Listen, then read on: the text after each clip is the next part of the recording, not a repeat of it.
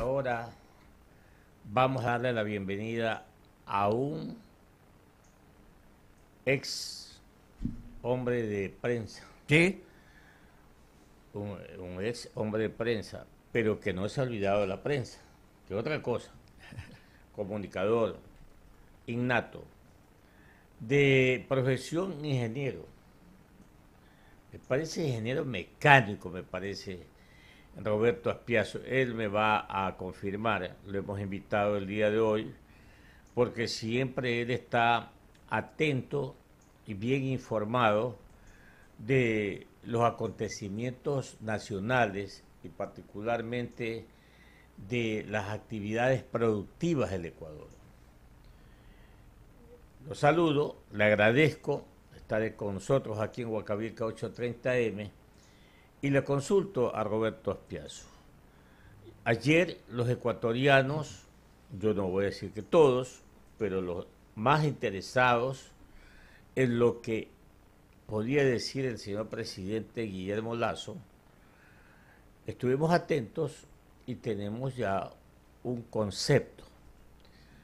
Yo entiendo que usted también lo hizo y dijo claramente que el Ecuador, a la cabeza él, como presidente, como primer ciudadano, tiene muy buenas relaciones con el resto del mundo. Y fíjese usted que sí lo necesitamos. El Ecuador es un país dependiente, un país, unos dicen en vías de desarrollo, otros dicen todavía tercermundista, pero lo cierto es que el Ecuador adeuda 63.000 millones de dólares. Lo cierto es que el Ecuador tiene un poco más del 5% de desempleo. Y bueno, tantas cosas que tiene el Ecuador pendiente y una serie o unas necesidades ilimitadas. ¿Cuál es la lectura que tiene Roberto Aspiazu de esas buenas relaciones que tiene el Ecuador con el resto del mundo y qué podríamos esperar de ello, mi estimado Roberto? Bienvenido. Gracias, Clever. Primero, pues gracias por la entrevista y un saludo a los radioescuchas que nos están escuchando, viendo. Básicamente, quisiera en primer término referirme a la entrevista de ayer, porque creo que muchos ecuatorianos la vimos. Pienso que fue un muy buen referente en términos de una intervención del presidente de la República, Guillermo Lasso, en donde nos brindó a sus compatriotas algunos referentes por donde piensa conducir el país. Una entrevista de 1 hora en la cual se pasó revista a los temas fundamentales. En algún momento pensé que no iba a alcanzar el tiempo, pero por lo menos en términos de mi satisfacción como ex periodista, pues sin duda pues, satisfizo mi curiosidad y creo que brindó respuestas que estuvieron en el orden de pues tener una lectura de lo que está pasando y sobre todo pues destacar que fue un discurso serio, sobrio y finalmente con mucho sentido común. Quiero decir con esto de que de una manera u otra pues dijo lo que había que decir respecto a cómo el país tiene que ser orientado luego de un desarreglo heredado de 14 años en donde podríamos dividirlos en los 10 años de corrupción y dispendio y 4 años de mediocridad, en donde no se tomaron oportunamente las decisiones que había que adoptar, de manera tal de que sea esa la introducción para ver si más adelante revisamos algún tema en particular. Respecto a su tema, creo que la línea diplomática del gobierno de Lasso está trazada en el sentido de no tomar un alineamiento demasiado firme respecto a temas controversiales de la región, como es el de Venezuela o el de Nicaragua, respecto a una participación activa de lo que fue tiempo atrás el Grupo de Lima. Y la posición se mantiene en términos de las mejores relaciones posibles con todo el mundo, tratar de no alinearse en cuanto a la polarización que se viene dando de manera inercial en términos de Estados Unidos versus China, Rusia, que creo que no corresponde para un país en vías de desarrollo pequeño como Ecuador, así que creo que en esos términos hay sabiduría de por medio, coincido con ese alineamiento. Por otra parte, lo que destacó relacionado a los acuerdos comerciales, en donde piensa avanzar con rapidez, como en el caso de México, que es la luz verde para efectos de integrarse a la Alianza del Pacífico, que es, yo diría que en este momento el único grupo de integración regional que mantiene una cierta dinámica interesante y con proyección hacia futuro. Lo propio respecto a China, Rusia, que son socios comerciales sin duda muy importantes y que creo que también hay la instrucción de dar paso a procesos de negociación de acuerdos comerciales, y lo propio respecto a Estados Unidos, que ese es un tema de agenda de muchísimos años a la fecha. Así que en esos términos creo que quedé satisfecho y espero que esta impresión sea compartida por otros compatriotas. 7 de la mañana, 10 minutos, dialogando con el ingeniero Roberto Aspiazu, consultor económico. Roberto, dos precisiones, ¿no? Este gobierno que lo preside el señor Guillermo Alberto Santiago Lazo Mendoza ha hecho mucho énfasis o está haciendo mucho énfasis en el tema de la conectividad. Y como yo conozco que ese es uno de tus fuertes, mi estimado Roberto, quiero tu lectura al respecto. Y la otra precisión está relacionada con el avance hacia un acuerdo de comercio con los Estados Unidos. ¿Qué expectativa se ha creado Roberto Aspiazu como conocedor también de estos aspectos?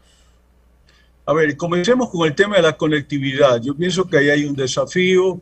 Tengo conocimiento de un proyecto que se está considerando respecto a dotar de Internet a tanto como 600 escuelas rurales que no tienen en este momento ese servicio, que principalmente están naturalmente en zonas apartadas y de las cuales 500 son en lugares remotos y tienen pocos estudiantes, pero en fin, esa es la realidad del país. Creo que hay que avanzar en esa dirección. Desde luego, pues si no hay dotación de servicio a través de la red de telefonía móvil o de conexiones de tipo de fibra óptica, que esa es la realidad y no creo que se tenga previsto hacerlo en los próximos años por la lejanía, por la distancia, por las realidades económicas en términos de la inversión que se requiere para el efecto. Eso tendrá que hacerse vía satelital.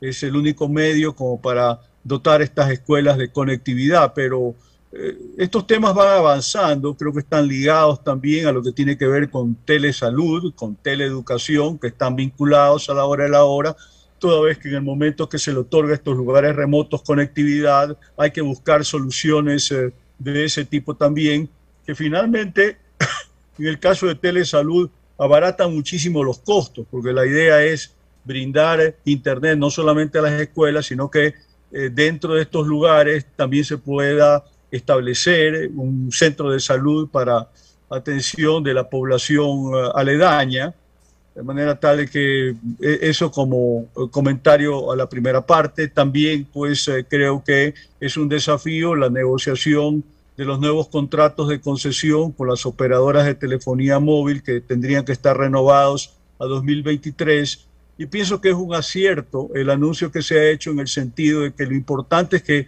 no le entreguen necesariamente la plata al Estado, sino que ese dinero se invierta directamente en las mejoras de la conectividad de la red móvil para efectos de ampliar la cobertura 3G, 4G al mayor número de lugares posibles en el país. Creo que ese es el avance. En este momento no cabe hablar todavía de 5G, porque eso todavía, inclusive en los países desarrollados, está demorado por los niveles de inversión que se requiere para llevar adelante esta tecnología. En lo que tiene que ver con la negociación con los Estados Unidos, eso lo hemos venido trabajando ya algún tiempo durante el gobierno pasado.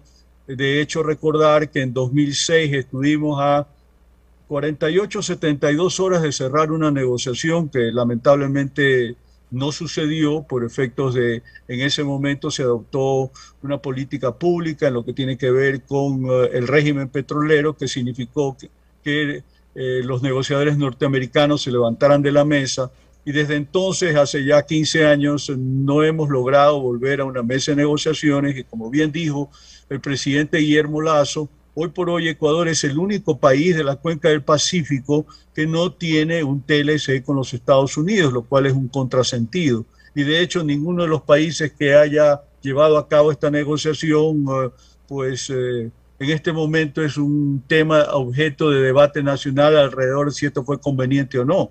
De hecho lo ha sido, y todos estos países han aprendido a convivir con esa realidad y tratar de sacarle el máximo provecho para su aparato productivo y exportador en particular. Así que yo creo que hay que continuar en el empeño. El problema ahí es que si bien los estadounidenses son prioridad para nosotros, nosotros no lo somos para ellos en términos de significación económica, en términos de intercambio comercial, pero finalmente hay que persistir. Yo pienso que hay que mantenerlo en la agenda, y eso en algún momento va a permitir avanzar y concretarlo, tal como lo hemos hecho con un acuerdo de última generación que se puso en vigencia con la Unión Europea ya por 2017. 7 de la mañana, 16 minutos en Ecuador continental. Ustedes escuchan Huacavilca 830M, la H grande de la información. Mi compañero, el licenciado Luis Alberto Viera, tiene inquietudes para el señor ingeniero Roberto Aspiazu, consultor económico. Ingeniero Aspiazu, buenos días.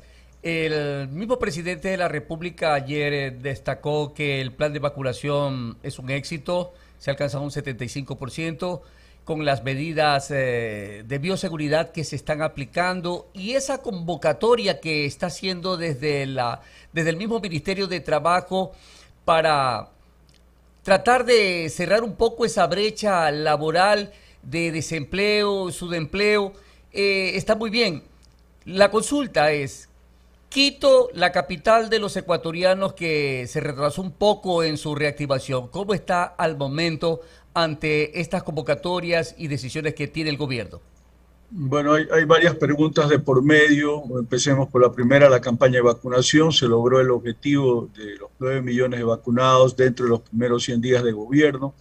Creo que eso le brinda un capital político importante, lo cual se refleja en las encuestas, en donde los niveles de popularidad, aceptación del presidente Lasso se mantienen altos, y en buena hora que sea así, porque ese capital se va a requerir para la reactivación económica, que es otro tema fundamental.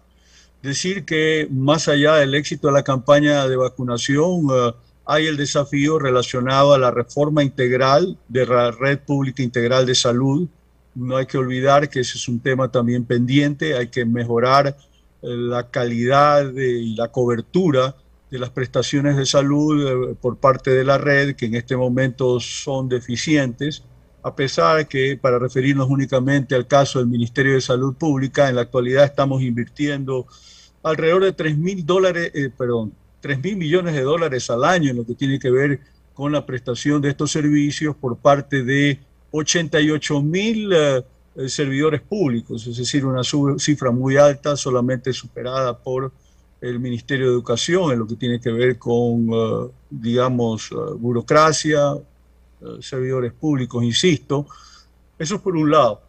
Por otro lado, el tema de la reforma laboral, que nuevamente la ha mencionado el presidente Lasso el día de ayer, decir que esto no es nuevo. Ustedes recordarán que durante el gobierno del presidente Moreno este tema estuvo en agenda en repetidas ocasiones. Hemos tenido largos periodos de discusión respecto a la pertinencia o no de una reforma de esta naturaleza, con un enfoque bastante parecido, en el sentido de los que tienen hoy por hoy trabajo y están garantizados por un régimen laboral determinado, vigente, presente.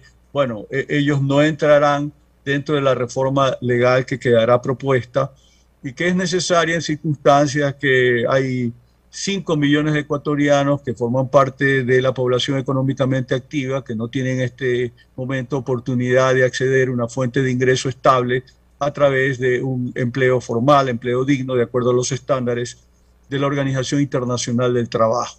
Respecto a Quito, decirle que la ciudad pues está atravesando un mal momento, no hay liderazgo, esta situación que se ha prolongado innecesariamente tanto tiempo respecto a si se ha producido o no la destitución legal del alcalde Yunda, lo único que ha hecho es paralizar a la ciudad con toda la confusión derivada en cuanto tiene que ver con nombramientos al interior del municipio, directores que nombrados, luego son reemplazados y posteriormente vuelven los anteriores. Entonces, en esos términos, la gestión de la ciudad se ha vuelto caótica. Y por otra parte, pues decir que también me alineo en la posición de la gente de Quito.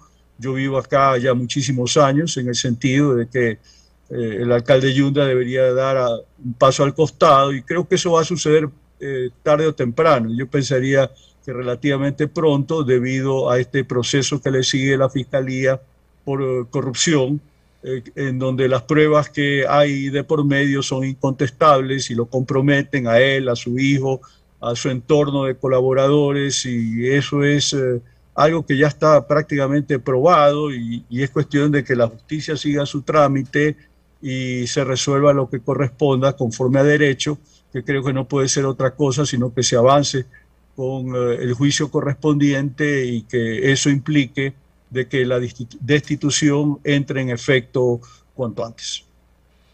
7 de la mañana, 21 minutos en Ecuador continental. Roberto, el presidente anoche le dijo a los ecuatorianos que iba a derogar el decreto relacionado con el impuesto a la herencia. A todos nos parece muy bien. También se refirió a los costos de los insumos de los transportistas urbanos e interprovinciales. No se refirió a los costos de los insumos y las materias primas de los bienes exportables. ¿Cuál es tu lectura? ¿Qué crees que debe hacer el gobierno a través del Ministerio de Comercio Exterior e Inversiones y Pesca para abaratar los costos de producción, no solamente para los bienes exportables, sino para la demanda interna? La posición del presidente Lasso respecto al decreto ejecutivo emitido por el anterior gobierno respecto al ajuste periódico mensual del precio de los combustibles, creo que ha sido suficientemente clara. Es una política pública que va en la dirección correcta en circunstancias que tenemos déficit fiscal acumulado durante los últimos 14 años y que de cara a 2021 estará fluctuando entre 4.000 y 4.500 millones de dólares. No cabe mantener un subsidio ineficiente, tal como él enfatizó en distintos momentos de la entrevista, subsidio que finalmente beneficia a narcotraficantes, contrabandistas y en última instancia no está dirigido verdaderamente a la gente más pobre del país, que en última instancia tampoco tiene carro siquiera. El tema del transporte pesado, interprovincial, urbano, pues ciertamente se ha venido trabajando en una solución de direccionamiento del subsidio. Yo pensaría que eso está avanzado. Lo que pasa es que, como bien dijo el presidente Lasso, eso tiene que hacerse de una manera tal de que no permita ilegalidades, irregularidades y que pasemos de una situación que tiene sus complicaciones de modo propio a una peor en términos de que pueda existir corrupción de por medio.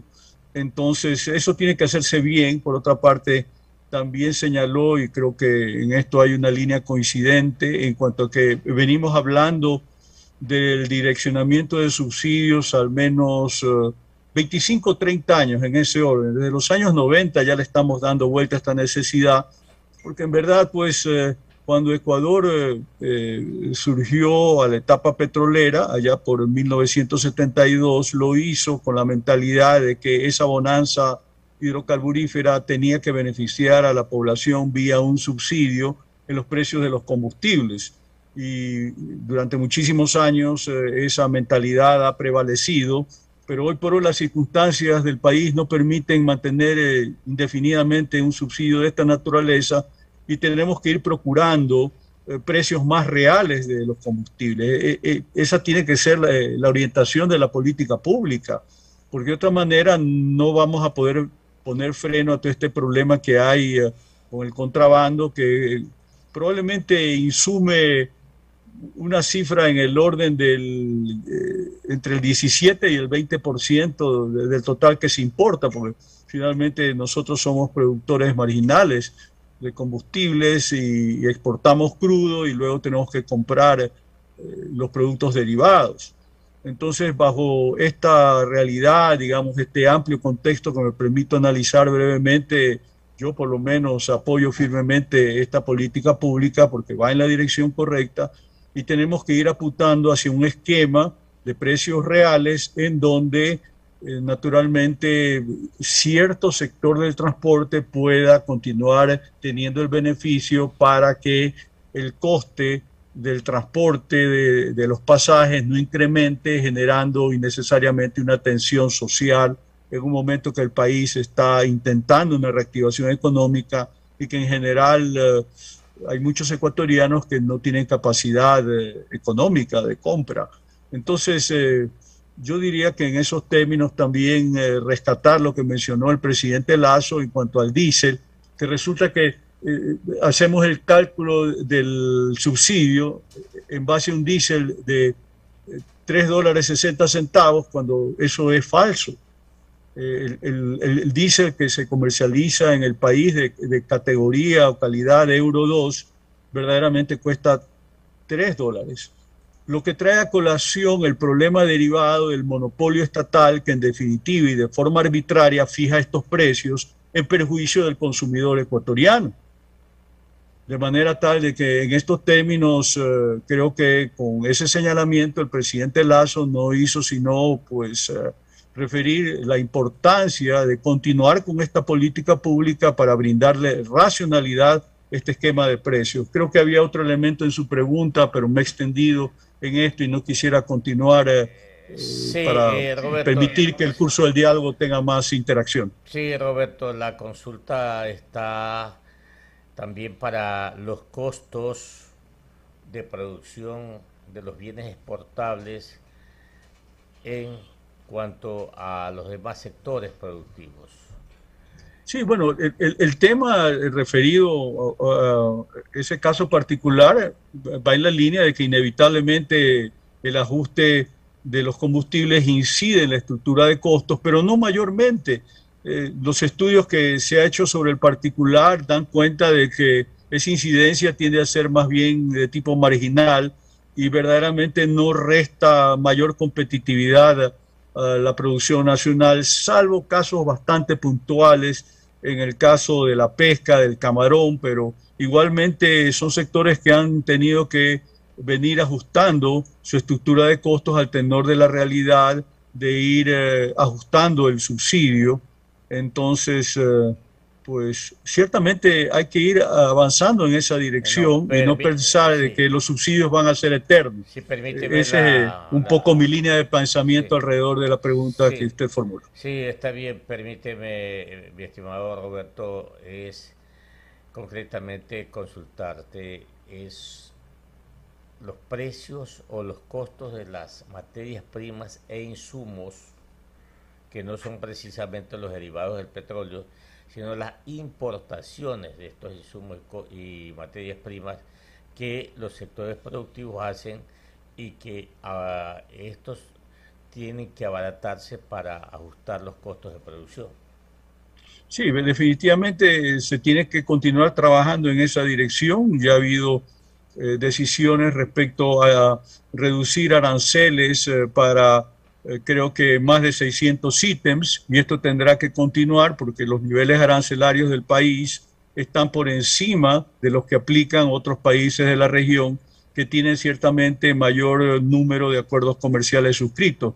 Ecuador hoy por hoy debe estar en promedios arancelarios de 11, 12 puntos, mientras que Colombia, Perú se manejan en rangos entre 5 o 6 puntos, es decir, hay un diferencial importante para tener una referencia en lo que eso se refiere, más allá de que nosotros tenemos el famoso impuesto a la salida de divisas del 5%, que tiene el efecto de un impuesto paraarancelario. Así que creo que también en esos términos alentador el anuncio del presidente Lasso, que el año próximo piensa reducir un punto en lo que tiene que ver con este impuesto, que es absolutamente distorsionador en lo que tiene que ver con el comercio exterior y también con el flujo de capitales, en el sentido de que en un momento que estamos hablando de que la generación de empleo está vinculado directamente al factor de inversión, hay mucha inversión extranjera que no viene al país como consecuencia del costo que tiene repatriar capitales.